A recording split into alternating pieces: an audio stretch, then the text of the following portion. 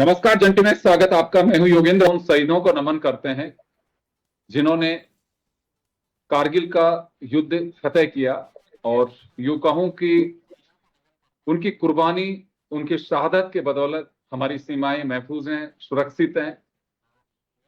हम बात कर रहे हैं कारगिल विजय दिवस की, जो हर साल 26 जुलाई को मनाया जाता है। काफी पढ़ा भी होगा आप लोगों ने कि कारगिल विजय दिवस क्यों मनाया जाता है, क्यों वहां कैसे, कौन सी पहले टोही टीम गई वहां पे देखने के लिए, गडरियों ने क्या बताया। तो बहुत सारी चीजें इतिहास में मैं बीच में आपको बता दूंगा, कहीं पे आपको स्क्रीन पे भी दिखाई देंगे। हमारे साथ वो तीन बहादुर अधिकारी हैं जो कारगिल के युद्ध के वक्त अपनी सेवाएं दी। हमारे साथ पूर्व लेफ्टिनेंट जनरल एसपीएस कटेवा साहब हैं, पूर्व ब्रिगेडियर भगवान सिंह जी हैं, और पूर्व एयर कॉमोडोर चंद्रमौली जी हमारे साथ में, जिन्होंने कारगिल युद्ध के दरमियान अपनी सेवाएं दी। तो हम पूरा युद्ध क्या कुछ रहा और क्या बदलाव हम देख रहे हैं आज के परिप्रेक्ष्य में, सेना में, हमारी टेक्नोलॉजी में और उस दौर में।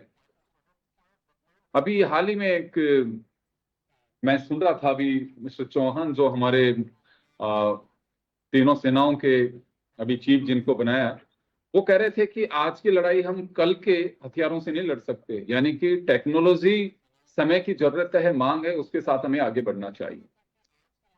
तो चलिए हम चर्चा शुरू करेंगे उस दौर में क्या कुछ था और हमने कैसे युद्ध में फतह हासिल की। हमारे पास जो टेक्नोलॉजी उस वक्त की थी, पाकिस्तान पे हम भारी पड़े। और क्योंकि ये युद्ध, शहादत हमारी काफी हुई, लेकिन दुश्मन चोटी पे था। आप अंदाजा लगा सकते हैं कि हम नीचे थे। नीचे से ऊपर जाना, ऊपर से अगर एक पत्थर का टुकड़ा भी अगर डाला जाता है तो बिल्कुल पहाड़ जैसा टूट करके गिरता है और महसूस होता है, क्योंकि उसका प्रेशर काफी होता है, चोट बड़ी लग सकती है। अब आप उस परिप्रेक्ष्य में, क्योंकि मैं जाके आया हूं उस जगह पे, द्रास में भी जाके आया, कारगिल जिला है जिस जगह पे ये घटनाक्रम और वार मेमोरियल बना, वो द्रास है। तो वहां पे जिस तरह की चोटियां हैं, दुर्गम पहाड़ियां हैं, ये तीन तरह से युद्ध लड़ा गया, तीन क्षेत्र से। और जो पहाड़ियां हैं, बड़ी विषम परिस्थितियां, दुश्मन ऊपर बैठा है, आपको नीचे से ऊपर जाना है और ऊपर जाकर के और चोटियां मुक्त करानी है और युद्ध जीतना है। क्योंकि वो लड़ाई जो चल रही थी, पहले माना जा रहा था कि झड़प है, संघर्ष है, फिर लड़ाई हुई, फिर युद्ध में तब्दील हुआ और उसको अधिकृत रूप से उसे युद्ध माना गया। तो चलिए मैं कटेवा सर आपके पास में आना चाहूंगा। उस वक्त हमने लड़ाई लड़ी, जीते भी, इसमें कोई संदेह नहीं है, क्योंकि हम जमीन पे यहाँ पे कोसों दूर बैठे हुए। मैंने द्रास का वो एरिया देखा और मैं टूर पे गया था तब, वार मेमोरियल भी देखा। वाकई नीचे से ऊपर जाना बड़ा ही मुश्किल काम था, लेकिन फिर भी हमने फतह हासिल की। और जो मुझे पता चला कि आप श्रीनगर से पूरा ये युद्ध के पोस्ट और सारी चीजें थी, उनको काफी कमांड कर रहे थे। तो सर क्या उस वक्त के हालात थे और आज हम कहाँ स्टैंड कर रहे हैं? देखिए योगेंद्र जी, जब कारगिल लड़ाई हुई तो लद्दाख सेक्टर में दो तरह का पीरियड होता है। एक होता है रोड ओपन पीरियड, जब सड़कें खुली होती हैं, वो होता है 5 महीने का पीरियड। वो जून से लेके सितंबर तक होता है। और फिर अक्टूबर से लेके जो 7 महीने का है, वो रोड क्लोज पीरियड होता है। रोड क्लोज पीरियड का मतलब है जो आप जिस रास्ते से आप गए हैं वो रास्ते बंद हो जाते हैं। जो एक जोजिला पास है और एक रोहतांग पास है। एक वहां पे जितना भी साजो सामान, एम्युनिशन, जो 7 महीने की रिक्वायरमेंट है, वो सारी की सारी रिक्वायरमेंट, खास करके हथियारों की, एम्युनिशन की, और जो स्पेयर्स हैं और इक्विपमेंट है, खाना पीना है, इन सब का जो रिप्लेनिशमेंट होता है वो रोड ओपन पीरियड के उस 4 महीने में किया जाता है। कारगिल की लड़ाई जब 6 जून को हमारी पहली एक ट्रायल कॉन्वॉय चली, जो सड़क खोल देते हैं, जो जोजिला पास खुला, और उसमें एक ट्रायल कॉन्वॉय जाता है कारगिल तक, फिर वापस आता है, पर देखते हैं कि रास्ते ठीक हो गए तो फिर स्टार्ट हो जाता है उसको। ये मैं इसलिए बता रहा हूं कि जिस समय कारगिल की लड़ाई हुई थी तो हमारा जो सस्टेनेंस का सामान था वो बिल्कुल खत्म होने वाला था, क्योंकि रोड खुल गई थी। तो अगले महीने सिर्फ 30 दिन का सामान और होता है, फिर अगले साल का रिक्वायरमेंट पूरी की जाती। तो ऐसे समय में, जब हमारी सर्दियों के समय में जब रोड क्लोज हो जाती है, तो कुछ पोस्ट हैं जो विंटर वेकेशन पोस्ट बोलते हैं उनको, कि हमारी जो सेनाएं थी वो विंटर्स में उन चोटियों से नीचे आ जाती थी। और जब रोड खुलती थी तब ऊपर जाती थी। ऐसे समय में जब रोड खुलने के थोड़े समय पहले ये पाकिस्तान के मुजाहिदीन के नाम से जो उनकी जो रेगुलर बटालियन थी, उनको वो वाली जो वहाँ पे जो जम्मू कश्मीर जो जिसे हम पाकिस्तान ऑक्युपाइड कश्मीर बोलते हैं, तो वो ANLI बटालियन थी, वो उनके लोगों को और सिविलियन कपड़े पहन करके उन चोटियों में आके वो बैठ गए। और जब हमारी कॉन्वॉय जाने लगी रोड ओपन के दिन, तब से फिर उन्होंने उस पे फायरिंग शुरू कर दी। और क्योंकि आप जैसे बताया है कि ऊपर पहाड़ी के ऊपर अगर कोई आदमी ने किसी ने मोर्चे बना के बैठा है, तो नीचे से ऊपर जाना तो वो तो उसको अटैक करने की बात है, उसको ऑक्यूपाई करने की बात है, उसको कॉन्कर करने की बात। उससे पहले जितना मूवमेंट हो रहा था, जो श्रीनगर से ले जो चलती है सड़क, एक ही सड़क है, उस सड़क के ऊपर वो मर्जी आती तब फायरिंग कर देते। बिल्कुल। और इस तरह से फिर एक साथ उन्होंने फिर थोड़े दिन के बाद बटालिक सेक्टर में भी उन्होंने लड़ाई शुरू कर। तो ये करते करते अब ऐसा लगा कि जो द्रास सेक्टर में सिर्फ एक बटालियन हुआ करती थी, और उस बटालियन के ही अलग अलग पोस्ट, विंटर वेकेशन पोस्ट होती थी, तो आते नहीं थे, नीचे आ जाते थे। तो उस समय जितनी बटालियन थी, कम से कम एक ब्रिगेड को पूरा इंडेक्ट किया जल्दी से जल्दी, और काफी सारे लोग जो जवान थे उनको इंडेक्ट किया। पर जैसा कि आपको मैंने बताया, वहां पे जो रिक्वायरमेंट थी रिप्लेनिशमेंट की, वो कम थी, तो उसको वो भी साथ साथ मूव करना था। तो ऐसी एक हालत बन गई थी, और फिर बड़ी अनसर्टेनिटी थी कि ये कब आ गए, हमारी इंटेलिजेंस को पता नहीं चला कि कब आ गए। और उन्होंने एक साथ हमला भी हमारे ऊपर नहीं किया, मतलब एक साथ जो फायरिंग की थी वो एक साथ नहीं की, कभी किस जगह से की, कभी किस जगह पर। धीरे धीरे मालूम चल गया कि उस पूरे जो डोमिनेटिंग चोटियां थी उन पे वो आके बैठ गए हैं, जिससे वो श्रीनगर और जो लेह की सड़क थी उसे वो डोमिनेट कर रहे थे स्मॉल आर्म्स फायर से, और जो मीडियम उनके जो इन्फेंट्री बटालियन के सपोर्ट वेपन्स होते हैं उससे। अब उसके बाद में जब थोड़े दिन के बाद मालूम चला कि जो बटालिक सेक्टर है, जो उस सड़क के पीछे एक और पैरेलल सड़क चलती है कारगिल से लद्दाख लेह के लिए, पैरेलल, उसके भी जितनी चोटियां थी वो वहां से लेके काकसर तक के इलाके में वहां भी वो आके बैठ गए। और ये सब चीजें हमें बीच बीच में आकर के जो वहां के जो अपने जो बकरवाल होते हैं, जो अपने बकरियां वगैरह ऊपर चरहार जिनको बोलते हैं, उन्होंने आके बताया कि यहाँ ऊपर कुछ गड़बड़ है। तो ऐसे धीरे धीरे मालूम चला कि वो सारी चोटियों पे आके बैठ गए हैं। इसके बाद में सरकार की तरफ से ये आदेश आया, चंद्रमौली साहब भी बताएंगे, जब हमने उनको इवेक्शन स्टार्ट किया, उनको भगाना शुरू किया और एक एक चोटी के ऊपर हमला शुरू किया, तो ये बताया गया कि LC क्रॉस नहीं की जाएगी। और जो हमारे फाइटर्स को भी एम्प्लॉय किया, उनको भी ये दिया था कि LC क्रॉस नहीं जाएगी, और वो जिस चोटियों पे बैठे थे, क्योंकि वो LC पे हमारी जो चोटियां हमारे कब्जे में थी और नॉर्मल LC के अंदर घुस गए थे, तो उनको मारने के लिए उसमें कोई मनाही नहीं थी।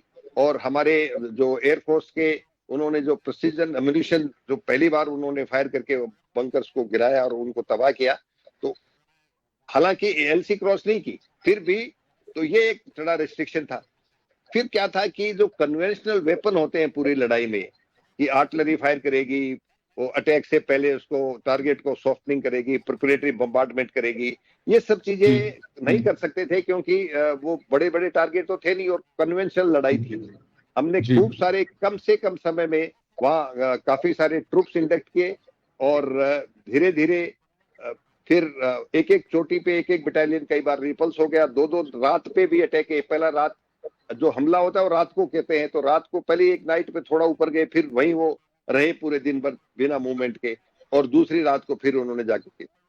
इसमें पूरी लड़ाई में जो हमारे जवान थे, यंग ऑफिसर और जो जवान थे, फिजिकल फिटनेस की बड़ी जबरदस्त रिक्वायरमेंट थी, क्योंकि एक तो ऑक्सीजन की कमी थी और वो पहाड़ियां बिल्कुल ऐसी, और दूसरा बिना अक्लेमेटाइजेशन के, क्योंकि इमरजेंसी थी, तो ट्रूप्स को बड़े जल्दी से जल्दी जो एडिशनल ट्रूप्स थे उन्हें इंडक्ट किया गया।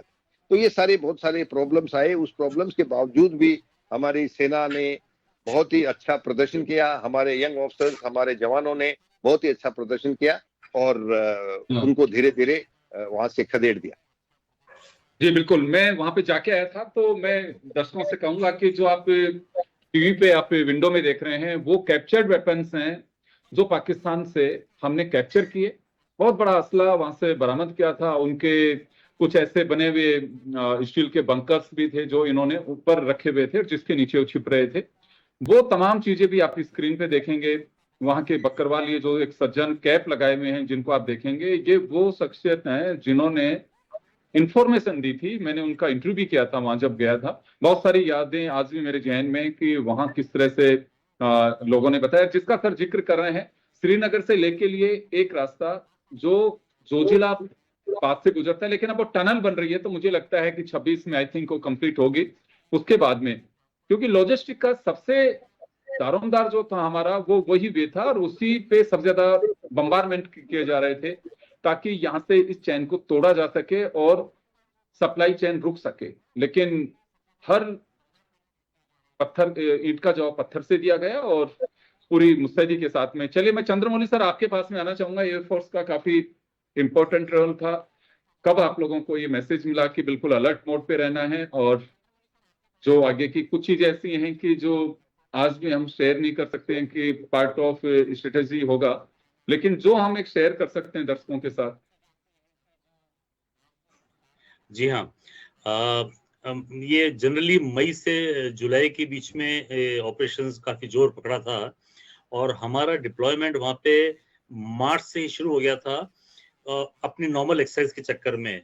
पर जैसे जनरल साहब बता रहे थे, जब हमको पता लगा था कि वहां पे कोई बैठा है जो हमारे अगेंस्ट में है, यानी कि उनकी जो फायरिंग शुरू हुई थी, तो आप इमेजिन करो कि हम पूरी जिंदगी लड़ाई थल जमीन पे करते रहे।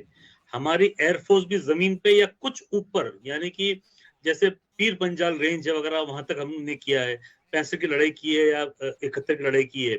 हमने कभी इतनी ऊपर लड़ाई की ही नहीं, 14,000 से 18,000 फीट के ऊपर। तो वहां से जब फायरिंग आती थी तो आर्मी को पहले भी होता था ये कहां से फायरिंग आ गई है, अब कौन देखे इतना दूर। यानी कि जब कारतूस ऊपर से नीचे आता है, अगर उसकी रेंज अगर 500 मीटर है तो वो 700 मीटर चला जाता है कि वो ऊपर से नीचे आ रहा है। तो रेंज भी बढ़ गई थी उनकी। तो उन्होंने भी कहा कि हमारे को ऐसा हो रहा है, तो एयरफोर्स ने भी कहा। एयरफोर्स के 2 जहाज होते थे उस टाइम पे, MiG-25 अभी फेज आउट हो गए हैं, और कैनबरा। इन्होंने वहां पे फोटोग्राफी की, वीडियोग्राफी की, लेकिन इनका रेजोल्यूशन इतना अच्छा नहीं था। कुछ दिखता है, कुछ नहीं दिखता है, क्योंकि जैसे बता रहे थे कि छोटी छोटी पोस्ट बना रखी थी, 2-2, 4-4, 6-6 लोग थे एक एक चोटी के ऊपर, तो इनको देखना मुश्किल था। आपको एक बहुत ही अच्छी बात बताता हूँ कि एक फ्लाइट लेफ्टिनेंट साहब थे हमारे, वो इसी टीम में थे। उनको अमेरिका से उनके रिलेटिव ने कैमरा भेजा था, वीडियो कैमरा। तो ये जनाब वहां पे गए, और जो एलओसी थी उसके साथ साथ वो उड़ते गए, क्योंकि एलओसी वहां पे लाइन तो बनी है नहीं, वहां पे तो पहाड़ ही पहाड़ है, देखना ही एक्चुअली मुश्किल है। तो वो ट्रेनर जहाज में पीछे बैठे हुए थे, सामने को उड़ाने वाला था, हम नक्शे देख रहे थे, बहुत कुछ करना पड़ता है। जीपीएस भी बहुत ही वीक सिग्नल, आई मीन वहां पे नहीं चलता था, बिकॉज हमारे को जीपीएस का सिग्नल भी वीक कर दिया था अमेरिका ने। तो वो वीडियो कैमरे से जब जा रहे थे, उन्होंने पूरी लाइन एक वीडियो कैमरे से कम 30-40 किलोमीटर की उन्होंने ली। जब वो फिल्म डाउनलोड हुई एयरफोर्स के अंदर, जब उन्होंने देखा, उन्होंने जूम किया तो काफी क्लियर दिख रहा था ये, और तब पता लगा ये पोस्ट है। तब आर्मी से एयरफोर्स ने शेयर किया वहां पे श्रीनगर के अंदर कि भाई ये कुछ है क्या यहाँ पे, वो यही तो है, यहीं से तो आ रहा, ये आ रहा, वो आ रहा करके। That is our first time हमने एनालाइज किया उसको कि इन जगह पे वो बैठे हुए हैं। अब बात थी लड़ाई करने की, तो आप जो चौहान साहब को बारे में बता रहे हैं कि उन्होंने कहा था कि पुराने वेपन से लड़ाई नहीं कर सकते। आप बताओ, हमारे पास में जहाज थे, ज्यादातर जहाज में लेजर बॉम्ब का वो नहीं था उसमें सहूलियत। मिराज 2000 में था, खाली उन्हीं के पास में था, तो लेजर बॉम्ब चला नहीं सकते थे। हम कन्वेंशनल बॉम्ब चला रहे थे। अब मैं आपको उदाहरण देता हूँ ये स्पीकर से, कि अगर इस पोस्ट पे यहाँ पे कोई बैठा हुआ है, और हम देखिए अगर यहाँ से हम किसी को मारते हैं, तो ये अगर थोड़ा सा मिस अगर होता है तो नीचे जाके गिरता है, 2 किलोमीटर वैली में जाके गिरता है कारतूस, इतना ऊपर से, क्योंकि तो एक्यूरेट मारना एक बहुत मुश्किल बात थी। तो मैं क्विकली खत्म करता हूँ इस चीज को, क्योंकि आप अभी कहोगे कि कुछ और प्रश्न मतलब चेंज करोगे, तो बड़ा डिफिकल्ट था। तो हमने इसको मॉडिफाई किया, और जैसे जनरल साहब ने बताया, एलओसी क्रॉस करने के लिए मना किया। तो ये एलओसी के उस तरफ तो बैठे हुए थे, हमने तंबू लगा करके, और इधर से फायरिंग करते थे। तो पीक के इधर बैठे हुए थे, तो इसको डिस्ट्रॉय करना नहीं था, ऊपर बैठे हुए थे, फायरिंग इधर करते थे, और जाके 10 मीटर पीछे जाके छुप जाते थे अपने उसके अंदर। बहुत डिफिकल्ट था, टैक्टिक्स बदली, ये बदली, वो बदली। तो बहुत जो चीज 60 फ्लाइंग सॉर्टी में खत्म की है वो 10 में हो जाती है अगर सामने अगर होते या एलसी क्रॉस करके पीछे से अगर मार देते तो ये रेस्ट्रिक्शन हमारे बड़े थे। तीसरी चीज थी कि हमारे को ये भी कहा गया था कि आप वहां जाओ, जैसे नचिकेता का जो इजेक्ट हुआ था, नचिकेता वहां चले गया था, तो उनको देखने के लिए आहूजा साहब, स्कॉलर आहूजा, वो ऊपर उड़ रहे थे, तो उसको जो मारा, फिर बाद में पता लगा स्टिंगर मिसाइल है। अब स्टिंगर मिसाइल अमेरिका ने दिया था टेररिस्ट के खिलाफ उनको लड़ने के लिए, वो स्टिंगर मिसाइल हमारे खिलाफ उन्होंने लड़ लिया, उनको कोई कहना वाला है नहीं। वो स्टिंगर मिसाइल से आहूजा साहब नीचे गिर गए, उनका जहाज नीचे गिर गया। तब पहले पता लगा स्टिंगर मिसाइल है। स्टिंगर मिसाइल की हाइट होती 3 किलोमीटर, हमको कहा 3.5 किलोमीटर पे उड़ो, तो 6-7 किलोमीटर की जो रेंज होती है, अब हम 10 किलोमीटर उड़ रहे थे। 10 किलोमीटर हवा बहुत हल्की हो जाती है, उड़ने में दिक्कत भी होती है। बहुत रिस्की था चंद्रमौली सुनिए, साहब, दिन ये में काफी रिस्की कहा जा सकता है इसे। बहुत ज्यादा रिस्की। और दिन में जो स्टिंगर क्या होता है कि वो बंदूक से देखना पड़ता है, उसमें रडार नहीं होता है, तो जहाज को देख करके फायर करते थे, तब उसको वो कैच करता था।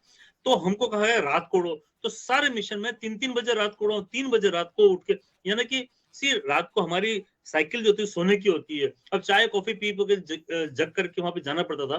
तो ये बहुत डिफिकल्ट था, आके लैंड भी करना, आफ्टर ऑल उठते जाओ, ऑक्सीजन की कमी होती है, नीचे आओ ऑक्सीजन, तो ये सब कहानी उसमें होती है, डिफिकल्टी फिजिकली भी बहुत तकलीफ होती है। फाइनली क्या हुआ कि मिराज 2000 वो 1-1.5 महीने के अंदर इजराइल से संपर्क किया, उनसे वो पॉड खरीदे, हमको लेजर पॉड चाहिए, लेजर पॉड आया, उसकी ट्रेनिंग की, उसको फिट किया, रात दिन हमारे जवानों ने काम किया, हेड्स ऑफ टू देम, उन्होंने गजब का काम किया, वो हो गया सक्सेस। अब परमिशन मिल गई कि आप जाके इसको तोड़िए। तो जो तोलोलिंग है, जहां पे भी उनके जो आर्मी ने कहा था यहाँ से मेजर फायरिंग आ रही है, उसको तोड़ना है। फाइनली लेजर में भाई साहब क्या होता है कि एक जहाज जब जाता है वो कम से कम 18-20 किलोमीटर देख सकता है। उसने देखा वहां पे, उसने लेजर वहां बीम मारी, वहां पे रिफ्लेक्शन आया, दूसरा जहाज बॉम्ब वाला था, उसने रिफ्लेक्शन कैच किया, बॉम्ब को बताया तेरे को वहां जाना है, फायर किया, तो बॉम्ब वहां पे धीरे धीरे ग्लाइड करके गया जहां लेजर डॉट थी, और एक्यूरेट मारा। एंड वो टर्निंग पॉइंट था कि जो लास्ट जो मेजर पोस्ट थी फायरिंग करने के लिए, वो एकदम शांत हो गई।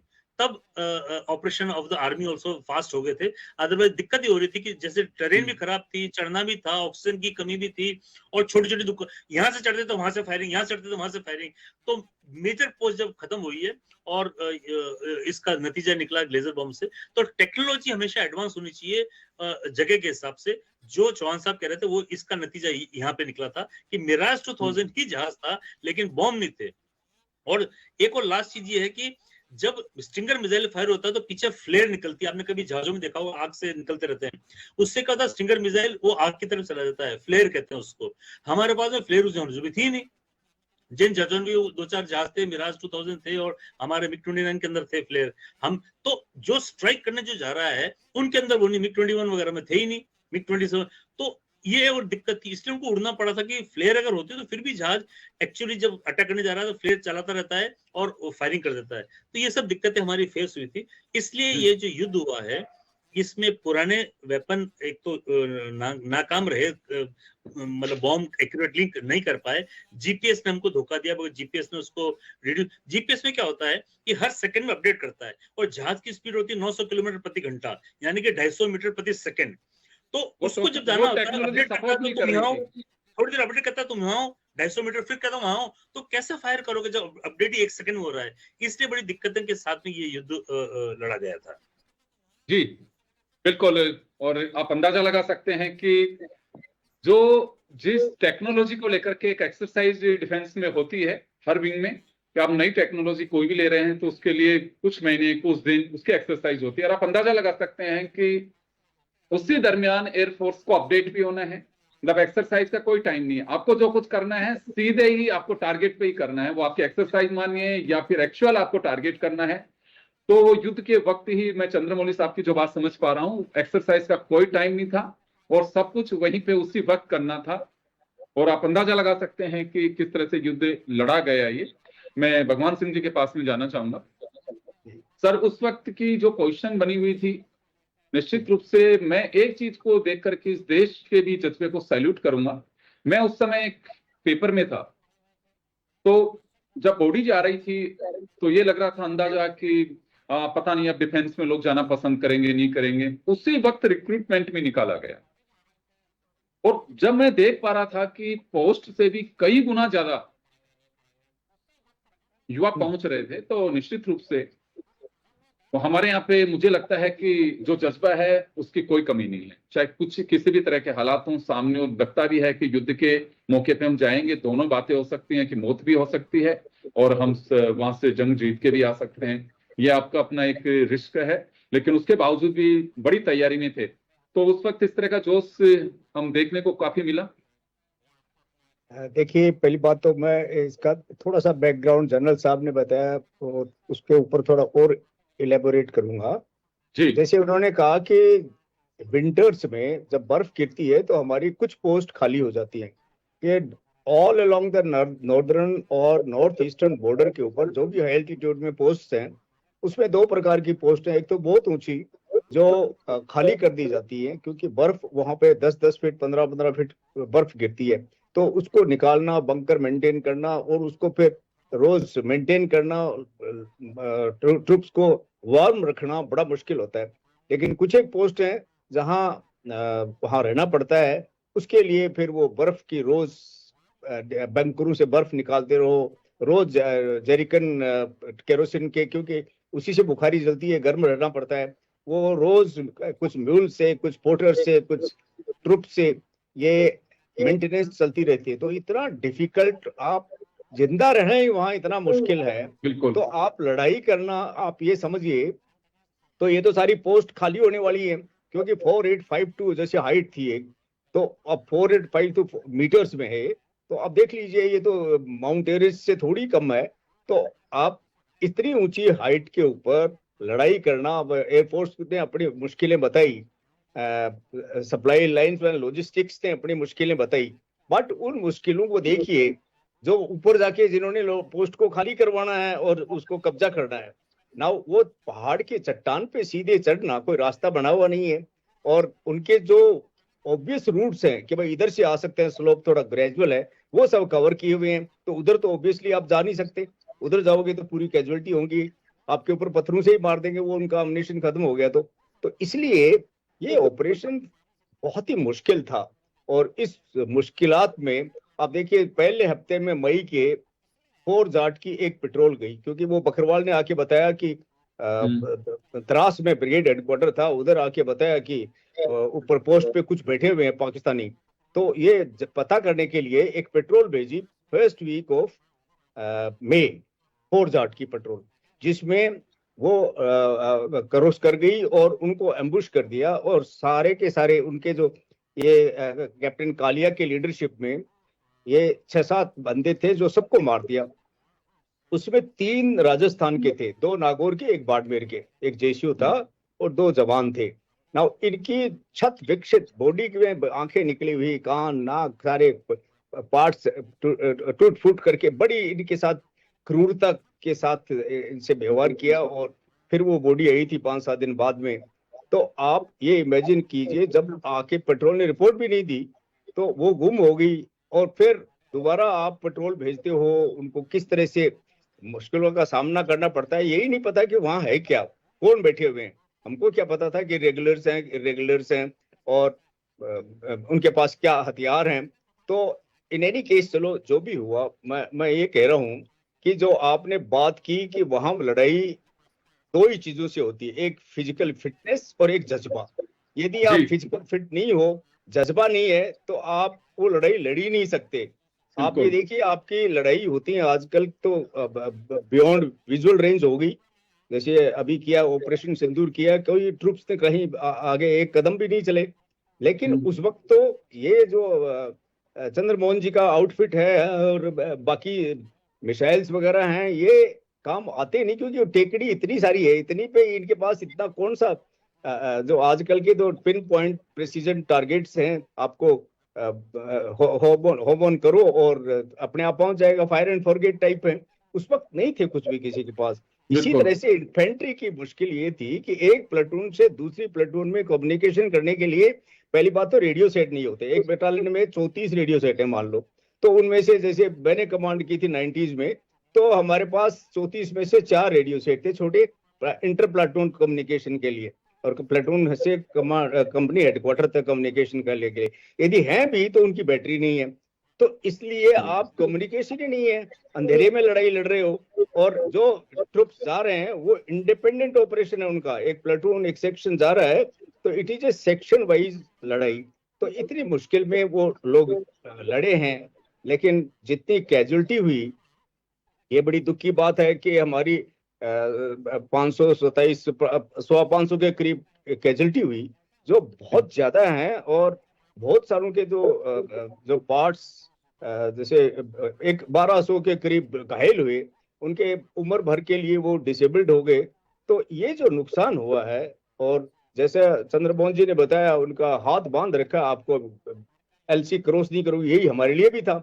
उनकी बेस्ट अप्रोच तो है पीछे से आके उनको करो, लेकिन आप क्रॉस कर ही नहीं सकते, बिकॉज वो लाइन ऑफ कंट्रोल पे बैठे हुए हैं। तो आप उसके पीछे से जाके तो हमला कर नहीं सकते, आप तो साइड में या सामने जो अपना एरिया उसी में कर सकते हो। तो इतनी मुश्किल में आप ये जो रिस्ट्रिक्शंस थी, और ये रिस्ट्रिक्शंस होने से ये आप फुल इसको वॉर भी नहीं कर सकते, it's an operation, special operation मैं तो ये कहूंगा। वॉर हो तो इसका मतलब है आपके पास सारा कुछ जो असला है वो it should come brought in immediately, but वो हो नहीं रहा है। ऑल आउट वॉर नहीं था ये खाली एक इन्फेंट्री का और जो कुछ एयर का वो कर सके, बिकॉज एयर की लिमिटेड कैपेबिलिटी थी उस इलाके में।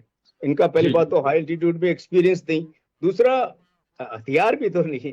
और अब आप ये बताइए उस जगह आए कैसे पाकिस्तानी, एक वो भी बात है कि जो जोजिला से जो पास जा रही है लाइन ऑफ कम्युनिकेशन, जो लॉजिस्टिक लाइन है, वो लाइन काटने का उनका उद्देश्य था, तो ताकि आपका सियाचिन वेचन जद्दा सप्लाई चेन को बिल्कुल वो बीच में ब्रेक कर सके, इसलिए उसकी इंपॉर्टेंस थी, हम छोड़ भी नहीं सकते थे उसको।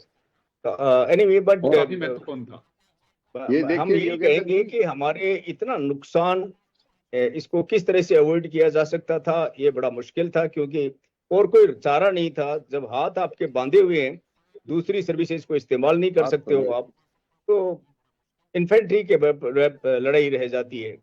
और इवन आर्टिलरी देखो, आर्टिलरी का फायर करो, हमारे पास बॉफर्स गन्स थी, वो फर्स्ट क्लास गन्स है, लेकिन उनका गोला जैसे इन्होंने बोला वो 2 किलोमीटर आगे जाके गिरेगा, लेफ्ट में गिरेगा, नीचे गिरेगा, ऊपर ऐसा कोई एक आध गिरे तो गिरे। इतने में हमारे पास लिमिटेड अम्युनिशन है, वहां जनरल साहब इतना अम्युनिशन भेज नहीं सकते हैं पीछे से, तो फिर कैसे लड़ाई लड़ोगे आप? देखिए मैं 1 मिनट लूंगा जल्दी से। जी जनरल साहब, ब्रिगेडियर साहब ने बताया है कि ये इन्फेंट्री की लड़ाई थी और यंग ऑफिसर और यंग जवानों की लड़ाई।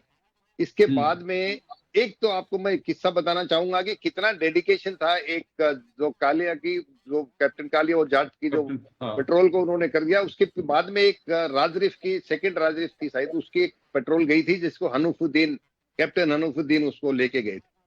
वो भी जबरदस्त फायर के नीचे आ गई और पूरी पेट्रोल को उन्होंने, तो 3 लोग थे उनको तो उन्होंने कवरिंग फायर करके वापस बुला लिया और कैप्टन हनूफुद्दीन वहां मार गिराए, उनको शहीद होना पड़ा। उनकी बॉडी को 21 दिन तक हम वहां से नहीं हिला सके। और जनरल मलिक उनकी मदर को मिलने के लिए गए, उनकी मां ने ये बोला कि कोई बात नहीं, मैं नहीं चाहती कि मेरे बेटे के पार्थिव शरीर को लाने के लिए किसी और बेटे को शहीद होना पड़े, पर मेरा इससे आपसे एक निवेदन है कि जब भी ये मौका मुझे मिले, मुझे उस जगह पे जहां हमारा बेटा शहीद हुआ है उस जगह पे मुझे जाने के लिए आप।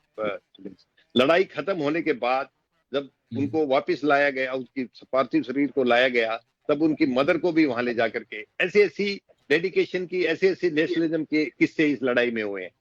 इसके साथ साथ बोफर्स की उन्होंने बात की।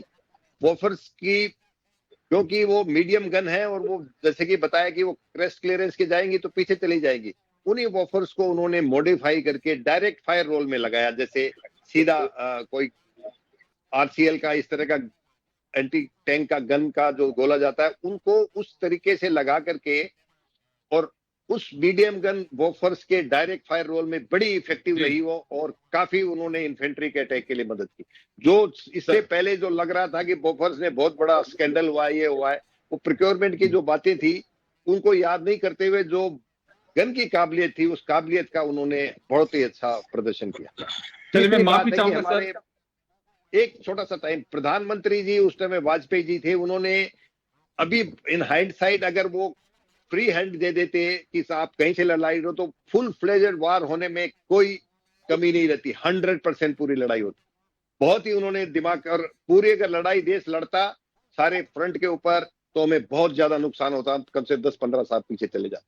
तो ये एलसी को क्रॉस नहीं करोगे, ये एक डिसीजन था, उसकी कैजुअलिटी तो हुई हमारी, पर हम कामयाब हुए और फुल फ्लेज लड़ाई भी नहीं हुई। बिल्कुल सर, मैं माफी चाहूंगा, समय का अभाव है। निश्चित रूप से मैं खुद वहां जाके देख के, आप मैं टीवी स्क्रीन पे मेरे बनाए वो वीडियोस भी आपने देखे, बटाली क्षेत्र के भी देखे और द्रास क्षेत्र के भी देखे। मैं जोजिला तक भी जाकर के आया, जहां से क्यों महत्वपूर्ण था वो जोजिला बाईपास से हमारे लिए, क्योंकि लॉजिस्टिक की हमारी सप्लाई वहीं से हो रही थी पूरे ले तक, क्योंकि आपको सब जगह पे वहीं से आपको मटेरियल भेजना, क्योंकि अब उसके बाद ये जो टनल बनी है रोहतांग पास वाली, वो उस वक्त नहीं थी, ये बाद में बनी है। तो ये काफी महत्वपूर्ण वो चीजें थी। आज हम वहां पे इंफ्रास्ट्रक्चर भी देख सकते हैं। मैंने वहां पे रात भी बिताई है तो द्रास क्षेत्र में, तो काफी कुछ मैं जब वो देख रहा था कि आज तो इतनी चीजें बनी हुई हैं वहां पे, वहां के लोगों से भी मैंने बातचीत की। निश्चित रूप से मैं सैल्यूट करूंगा उन जवानों को जिन्होंने निश्चित रूप से ये मतलब अपनी बहादुरी और जज्बे के, हमें कायल, हमारा देश कायल है उनका। और कैसी लड़ाई लड़ी है, हम तो सालों बाद में जाकर के वहां देख रहे हैं। वहां की जो पिक्चरें देखी, वहां के लोगों से मैंने चर्चा की, निश्चित रूप से हम कह सकते हैं कि शहादत को हमें नमन करना चाहिए, और तभी आज हम हमारी सीमाएं सुरक्षित हैं। आप सभी का बहुत बहुत शुक्रिया, आप सभी को सैल्यूट। जय हिंद, दीजिए इजाजत, नमस्कार।